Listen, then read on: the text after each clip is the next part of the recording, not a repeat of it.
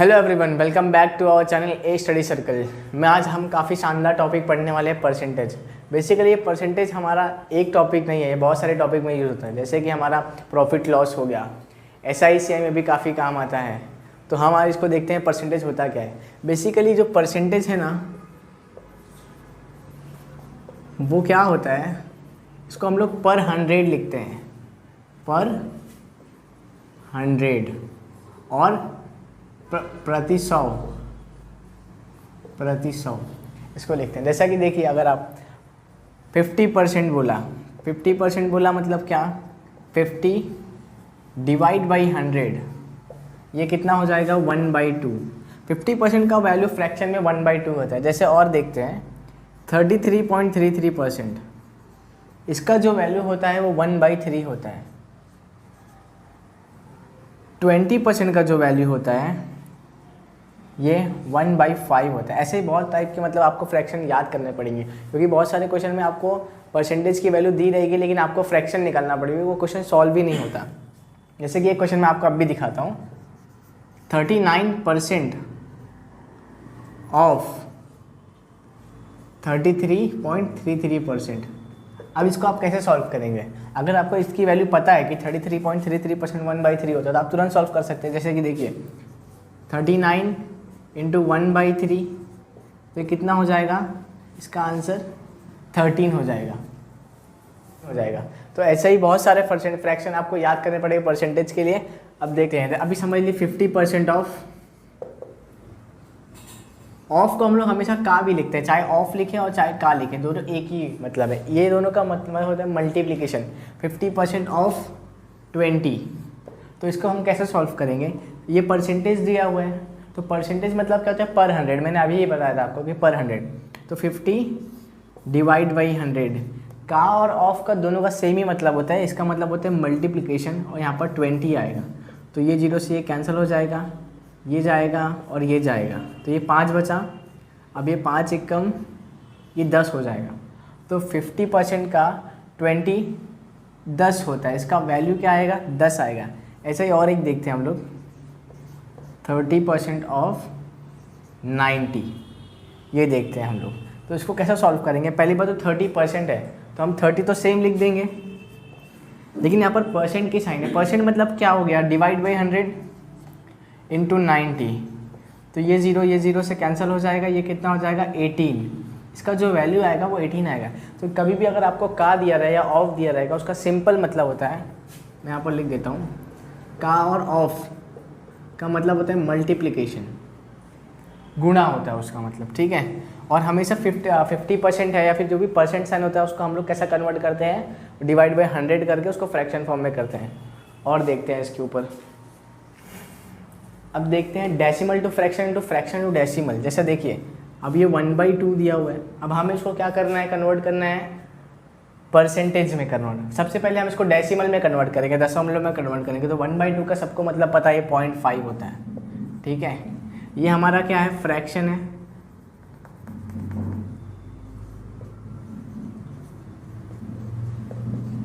और ये डेसिमल है। अब हम इसको परसेंटेज में कैसा कन्वर्ट करते हैं वो भी देखिए। तो अभी ये 0.5 है, इसको परसेंटेज में कैसा कन्वर्ट करेंगे, 0.5 इंटू 100। अगर ये लिख देंगे तो ये अपने आप परसेंटेज में कन्वर्ट हो जाएगा। तो ये कितना हो जाएगा, इसका वैल्यू 50%। कोई भी चीज़ का 50% जो होता है उसका आधा होता है, इसका मतलब ये हुआ। जैसा अगर आपके पास 200 रुपये है, तो उसका 50% कितना हो जाएगा, 100 रुपये हो जाएगा। मतलब 200 का आधा 100 होता है, ठीक है। और कोई भी वैल्यू जो होती है वो अपने आप में 100% होती है। जैसे समझ लो, अगर आपके पास एक वस्तु है या फिर आपके पास कुछ पैसा है, तो अपने आप में कितना है, वो 100% है, फुल अमाउंट है। अगर मैं उसका समझ लो, अगर आपके पास है 200 रुपये, ये फुल वैल्यू है, इसका आधा कितना हो जाएगा, आधा मतलब 50%।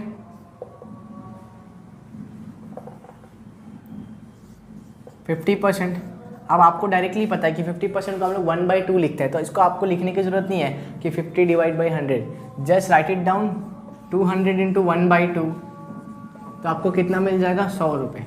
तो ये बेसिक आइडिया है फ्रैक्शन कैसे कन्वर्ट करते हैं, डेसिमल से फ्रैक्शन में, फ्रैक्शन से परसेंटेज में। आप इसको रिवर्स भी कर सकते हैं। रिवर्स मतलब अगर आपको 50% ऑलरेडी दिया हुआ है, तो आप इसको क्या करें, 50 डिवाइड बाई 100 लिखेंगे। ये क्या हो जाएगा, फ्रैक्शन में आ गया, ये 0 से 0 कैंसिल हो जाएगा, 5 1 जा 5 2 जा, तो 1/2 हो गया, ये फ्रैक्शन में हो गया। फिर उसके बाद हम इसको कैसे डेसिमल में कन्वर्ट करेंगे, डेसिमल मतलब 0.5। तो देखिए यही हमारा ये सिंपल मेथड था, एकदम स्ट्रेट फॉरवर्ड, और ये रिवर्स मेथड है।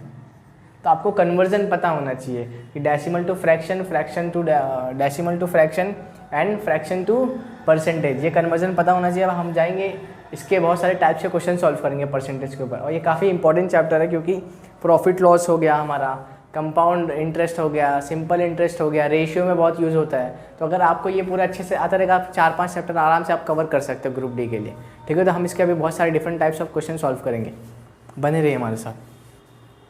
चलिए गाइस, तो हम देखते हैं परसेंटेज का हमारा पहला सवाल। ए का 120% बी के 80% के बराबर है, तो बी प्लस ए, बी माइनस ए का मान ज्ञात करें। इसमें क्या कह रहा है, ए का जो 120% है वो बी के 80% के बराबर है। तो सिंपल है, जो वो बोल रहे हैं हम वो लिखते जाएंगे। तो ए का मतलब मल्टीप्लिकेशन हमने पहले बताया था, तो ये 120%, परसेंट जब भी रहेगा तो हम इसको क्या करेंगे, डिवाइड बाई 100 कर देंगे। ये किसके बराबर है, बी के 80% के, परसेंट दिया इसलिए हम 100 कर देंगे। ये और ये कैंसिल हो जाएगा, ये 0 से ये 0 कैंसिल हो जाएगा। तो 4 2 जा एंड 4 3 जा, तो a बाई बी का रेशियो कितना आ गया, 2:3। मतलब इसका क्या मतलब हुआ, a जो है वो 2 है, b जो है वो 3 है, ठीक है।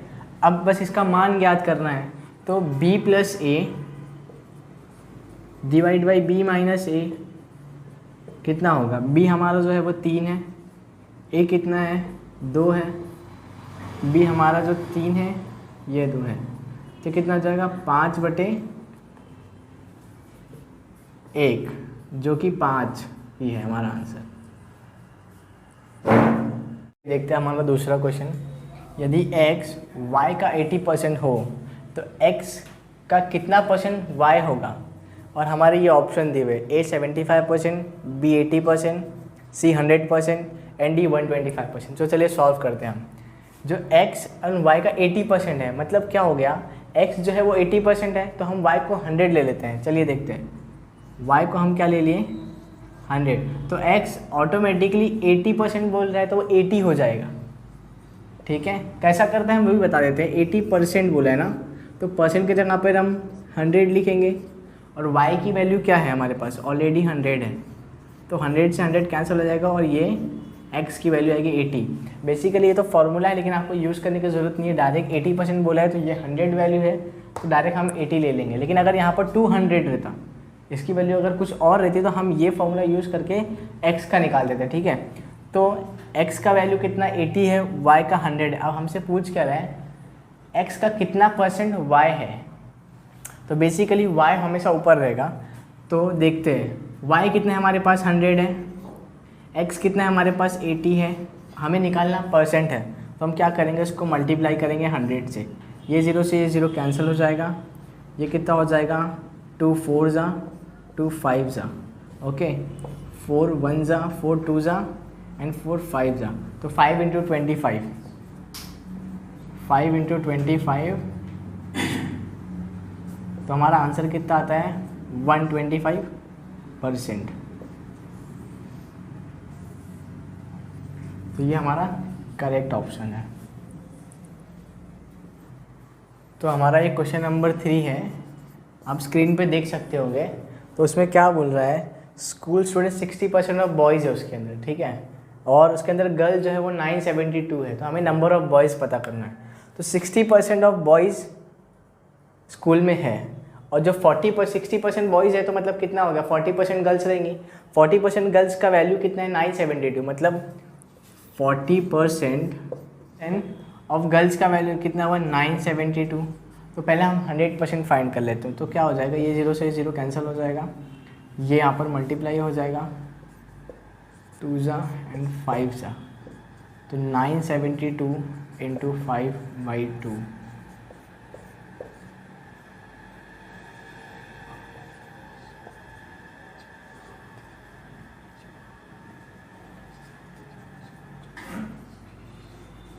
ये हमारा 100% का वैल्यू है।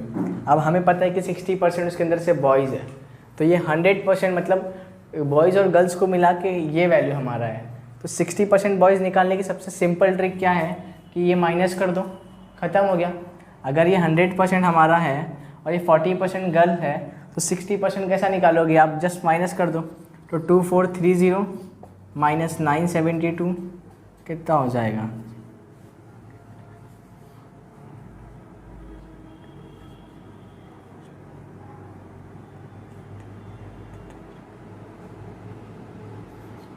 $1458 हमारा आंसर हो जाएगा। ठीक है, क्योंकि हमें तो पता है, हम ऐसा परसेंटेज भी यूज़ कर सकते हैं इसके अंदर, क्योंकि 60% ऑफ बॉयज़ मतलब क्या होगा, यहाँ पर हम 60 मल्टीप्लाई करेंगे। देखिए मैं बता देता हूँ आपको फिर भी वो वाला टेक्निक। 2430 60% बोला, ये टोटल वैल्यू है। 60% कैसा फाइंड करोगे, 60 डिवाइड बाई 100। अब जब ये सॉल्व करोगे तो भी आपको ये सेम ही आंसर आने वाला है। तो आप इतना कई के लिए सॉल्व करोगे, डायरेक्ट आपको पता है कि 40% इतना है, 100% इतना है, तो 60% ही बचा। दोनों को सब्ट्रैक्ट कर दो, माइनस कर दो, आपको मिल जाएगा नंबर ऑफ बॉयज़ की संख्या। चलिए क्वेश्चन नंबर 4 देखते हैं हम। आपकी स्क्रीन पे दिख रहा होगा। हाँ, 2 कैंडिडेट चुनाव में खड़े होते हैं इलेक्शन में, तो समझ लो ए है ये और एक ये बी है। तो एक को 38% वोट मिला, मतलब दूसरे को अपने आप कितना मिल जाएगा, 62। 100 माइनस 38, 62% इसको वोट मिलेगा। ठीक है, तो जिसको 38% वोट मिला वो 7200 वोट से हार जाता है। तो वो टोटल वोट की संख्या बताइए।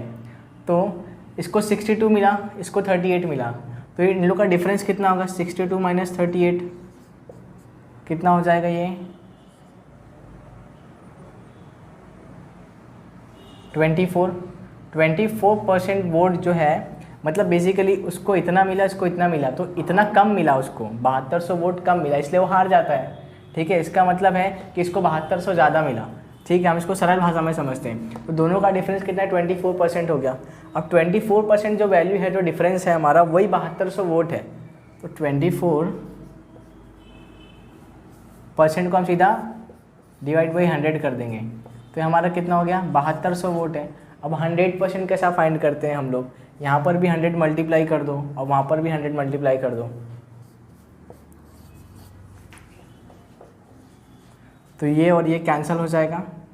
24 1 जा 24 3 जा, तो कितना हो जाएगा, इंटू 100। अब ये कितना हो जाएगा, 30,000 वोट। तो टोटल वोट कितना हो गया हमारे पास, 30,000 हो गया। ठीक है, चलिए करते हैं अपना क्वेश्चन नंबर 5। तो आपके स्क्रीन पे दिख रहा होगा, मैं यहाँ से रीड करता हूँ। तो किसी स्कूल में लड़कियों लड़कियों की संख्या का अनुपात 3:2 है। क्या है, 3:2 है। यदि 20% लड़कों को और 25% लड़कियों को छात्रवृत्ति प्राप्त होती है, स्कॉलरशिप मिलती है, तो कितने प्रतिशत छात्रों को स्कॉलरशिप प्राप्त नहीं होती। ठीक है, तो 20% लड़कों को मिलती है एंड 25% लड़कियों को भी मिलती है। तो हमसे पूछा गया कितने प्रतिशत छात्रों को नहीं मिलता है स्कॉलरशिप। तो माना कि बॉयज़ की जो संख्या है वो 300 लड़कों की संख्या, और गर्ल्स की जो संख्या है वो 200। आप कुछ ये मान सकते हैं, मैंने 300 और 200 माना है। तो 300 में से 20% लोगों को छात्रवृत्ति प्राप्त होती है। कैंसिल करना पड़ेगा, फिर से करा दे वाला। ठीक है, तो ये कितना हो जाएगा, गलत किया मैंने, पूरा एक्सप्लेन करूं। ठीक है, तो मैंने माना कि लड़कों की जो संख्या है वो 300 है और जो लड़कियों की संख्या है वो 200 है। मैंने 300 और 200 क्यों माना, क्योंकि जब हम इसको काटेंगे 300 बटे 200 करेंगे तो इसका रेशियो 3/2 आएगा, जो सेम ही है। तो इसमें हमें कुछ फ़र्क नहीं पड़ेगा। हमेशा आप ऐसे ही मतलब संख्या को मानना जिसको मतलब डिवाइड करने के बाद उनका जो रेशियो है ना 3:2 मेंटेन रहे। अगर वो हिल गया यहाँ से, मतलब अगर वो चेंज हो गया तो आपका पूरा क्वेश्चन ही गलत हो जाएगा। ठीक है, तो लड़कों की संख्या क्या हो गई 300, लड़कियों की संख्या क्या हो गई 200। अब ये 20% को मिलता है, 25% को नहीं मिलता है। तो बॉयज़ के 20% को मिलता है, मतलब 300 × 20 डिवाइड बाई 100, ये 0 से ये 0 कैंसिल हो जाएगा, ये 60 हो जाएगा। इतने बॉयज़ को मिलता है। अब कितने गर्ल्स को मिलता है, 25% ऑफ 200। मतलब 50 गर्ल्स को स्कॉलरशिप मिलता है। अगर 200 में से 50 गर्ल्स को स्कॉलरशिप मिलता है मतलब 150 को नहीं मिलता है। अब यहाँ पर देखिए 300 बॉयज़ में से 60% को मिलता है, ये हमने क्या फाइंड किया, मिलता है। तो कितने को नहीं मिलता है बताइए। तो 300 में से 60 माइनस करेंगे तो हमें 240 आ जाएगा। 240 बॉयज़ और 150 गर्ल्स दोनों को मिलाना पड़ेगा, क्योंकि हमें पूछा टोटल कितने छात्रों को नहीं मिलता। तो ये कितना हो जाएगा, 240 प्लस 150, 390 टोटल हो गए। लेकिन हमें टोटल संख्या कितनी है, 500 है। टोटल जितने भी विद्यार्थी स्टूडेंट हैं पूरी क्लास में 500 है, और इतने लोग को नहीं मिलता। तो परसेंटेज कैसा निकालते हैं, 390 अपॉन टोटल, टोटल हमारा 500 है इंटू 100। तो इसको कैंसिल करेंगे,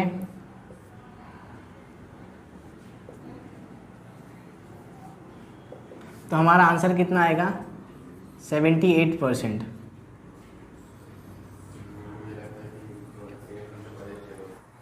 चलिए दोस्तों हम देखते हैं अपना क्वेश्चन नंबर 6। एक स्टूडेंट है, उसको 40% मार्क्स पासिंग है और उसको 220 मिलता है, वो 20 मार्क्स से फेल हो जाता है। तो हमें टोटल मार्क्स बताना है। मतलब 40% पासिंग मार्क्स है और उसको कितना मिलता है, 220। 20% अगर उसको और मार्क्स मिल जाते तो पास हो जाता है। इसका क्या मतलब, आप तो स्क्रीन पे देख रहे होंगे क्वेश्चन। उसको 220 मिलता है लेकिन वो फेल हो जाता है, और 40% क्या हमारा पासिंग मार्क है। ये 20 मार्क्स से फेल होता है। समझाने के लिए लिख रहा हूँ, अगर आपको लिखने की ज़रूरत नहीं, आप डायरेक्ट सॉल्व कर सकते हैं अपने एग्जाम में। तो अगर आप 20 मार्क्स से फेल होता है, अगर हम इसे 20 ऐड कर देंगे, 220 में 20 ऐड कर देंगे तो पास हो जाएगा। तो ये कितना हो गया, 240। 240 कितना है उसका, 40% है, क्योंकि पासिंग मार्क्स जो है वो 40% है। ठीक है, तो 40%, ये 0 से 0 कैंसिल हो गया। ठीक है, 2 ज़ा 5 ज़ा 120 इंटू 5 600। तो टोटल मार्क्स हमारा कितना हो जाएगा, 600 हो जाएगा। ठीक है, हेलो दोस्तों, जैसा कि आप देख सकते हैं अपने स्क्रीन पे क्वेश्चन, हम क्वेश्चन नंबर 7 कर रहे हैं। तो क्वेश्चन क्या कहता है, एक विद्यार्थी को 20% मार्क्स मिलता है और वो 30 मार्क्स से फेल हो जाता है, और वहीं पर एक दूसरा विद्यार्थी है, उसको 32% मार्क्स मिलता है और 42 मार्क्स वो पासिंग मार्क्स से ज़्यादा लाता है। तो हमें क्या फाइंड करना है, find the passing marks in percentage. तो देखते हैं, एक विद्यार्थी को 20% मार्क्स मिलता है और कितने मार्क्स से फेल हो जाता है, वो 30 मार्क्स से। ए है ये, दूसरा बी है, उसको 32% मार्क्स मिलता है और वो पासिंग मार्क्स से कितना मार्क्स ज़्यादा लाता है, 42। तो अगर इसको 30 मार्क्स और मिल जाते तो पासिंग मार्क्स हो जाता। ठीक है, तो ये टोटल जब हम ऐड करेंगे 30 प्लस 42, तो ये हमारा क्या हो जाएगा, ये हमारा डिफरेंस हो जाएगा 32 माइनस 20% में। तो कितना होगा, 12% जो होगा हमारा वो हो जाएगा 72 मार्क्स। जो इन दोनों का डिफरेंस है, इसको 30 कम मिले और इसको 42 ज़्यादा मिले, तो दोनों को ऐड करेंगे और दोनों के मार्क्स को सब्ट्रैक्ट करेंगे तो हमें 12% मिलेगा। 12% कितना है, 72। तो हम निकालते हैं,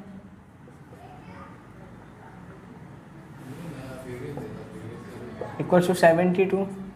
तो 12 1 जा 12 6 जा, तो टोटल मार्क्स कितना हो जाएगा हमारा, 600। ये हमारा कितना है, टोटल मार्क्स। अब हमें फाइंड क्या करना है, पासिंग मार्क्स इन परसेंटेज। तो इसको 20% मिला था, जो पहला विद्यार्थी था उसको कितना मिला था, 20% मिला था। तो 20% कितना होगा 600 का, ये 0 से 0 कैंसिल हो जाएगा। तो 120 मार्क्स मिला था ए को कितना मिला था, 120 मार्क्स मिला था। ठीक है, लेकिन उसको 30 मार्क्स कम मिले थे, इसलिए वो फेल हो गया था। तो पासिंग मार्क्स कितना हो गया हमारा, 120 प्लस 30 विच इज़ 150। ये हमारा पासिंग मार्क्स है, लेकिन हमसे पूछा क्या गया है, पासिंग मार्क्स इन परसेंटेज। तो परसेंटेज कैसा निकालेंगे, 150, टोटल मार्क्स हमारा 600 है, इंटू 100, ये 0 से ये 0 कैंसिल हो जाएगा,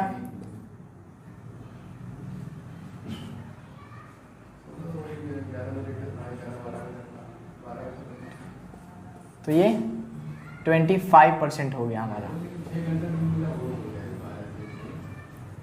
समझा आप सभी को? चलिए दोस्तों देखते हैं हम एक नया सवाल। चीनी के मूल्य में 25% की वृद्धि हो जाती है, तो खपत में कितने परसेंट की कमी करें ताकि खर्चा सामान्य रहे। मतलब उसमें 25% बढ़ जाता है तो हमें खपत कम करना पड़ेगा ताकि जो हम खरीद रहे हैं वो वैल्यू सेम रहे।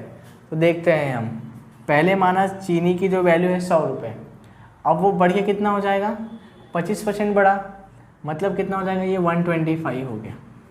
ठीक है, अब हमें क्या फाइंड करना है, खपत में कितने परसेंट की कमी करें ताकि खर्चा सामान्य रहे। खर्चा सामान्य रहने के लिए ये दोनों में डिफरेंस कितना आया हमारे पास, ये दोनों में डिफरेंस कितना है, 25 का है।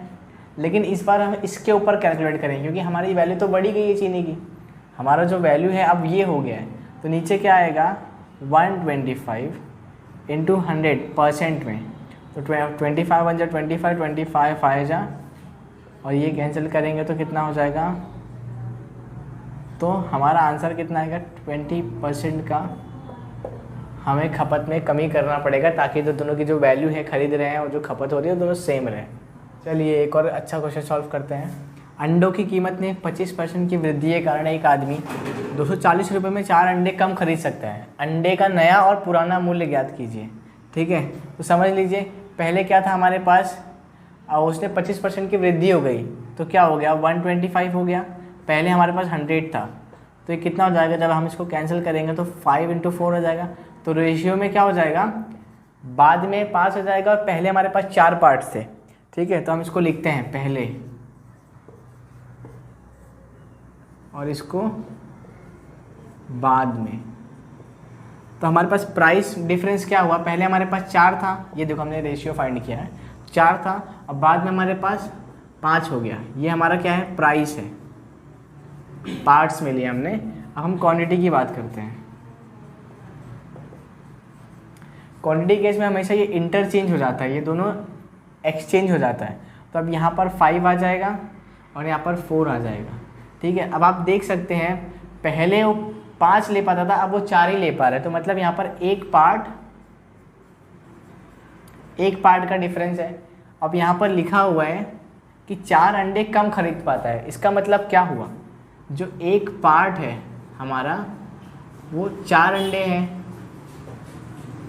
ठीक है, तो ये यहाँ पर 5 पार्ट है, तो यहाँ पर कितने हो जाएंगे, 5 × 4 20 अंडे, और यहाँ पर क्या हो जाएंगे, 4 × 4 16, यहाँ पर 16 अंडे हो जाएंगे। ठीक है, तो जो 20 अंडे की प्राइस है वो 240 है, 20 अंडे की जो प्राइस है वो 240 है। तो एक अंडे की प्राइस क्या हो जाएगी, 240 / 20, तो एक अंडे की प्राइस 12 हो गई। ठीक है, और ये पहले के केस में था, ये पहले 12 हो गई। अब यहाँ पर देखते हैं, यहाँ पर 16 है। ठीक है, तो हम इसको कैसा फाइंड करेंगे, ये 240 हो गया, अब अंडे हमारे पास कितने हैं, 16। तो बाद में क्या होता है, हम इसको कैंसिल करेंगे, तो ये क्या जाएगा, 4 60,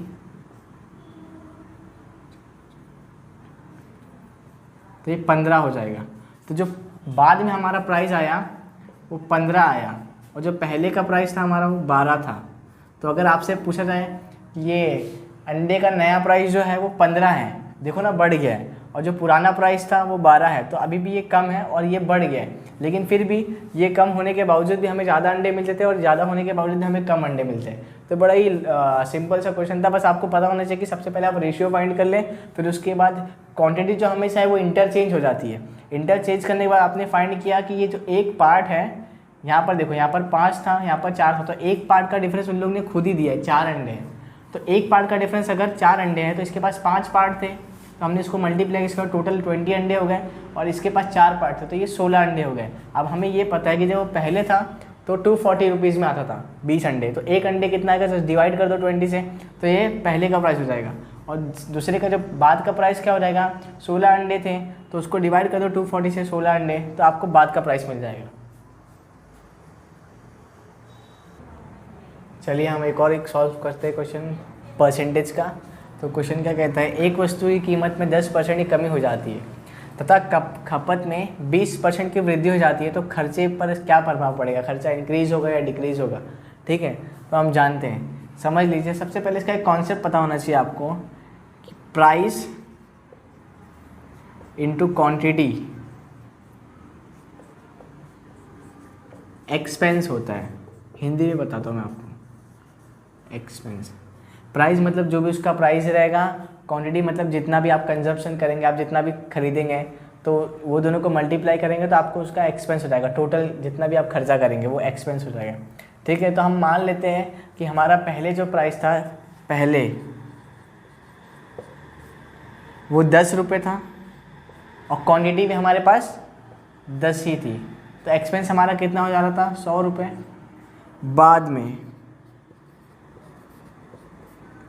बाद में हमारा जो प्राइस है वो 10% कम हो गया। 10% कितना होगा? 10 का 10% हो जाएगा 1, तो कम हो गया, मतलब कितना बचा? अब 9 बचा हमारे पास।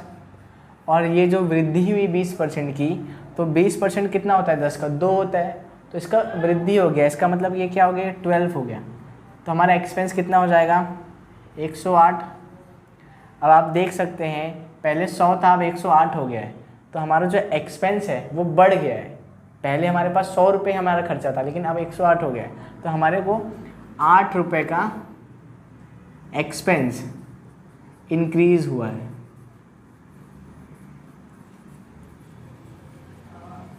इंक्रीज हुआ है 8 रुपये का। ठीक है, बहुत ही सवाल था, सिंपल सवाल था एकदम। ठीक है, अब हम मिलते हैं हमारे नेक्स्ट वीडियो में। काफ़ी लंबा हो जाएगा वरना वीडियो।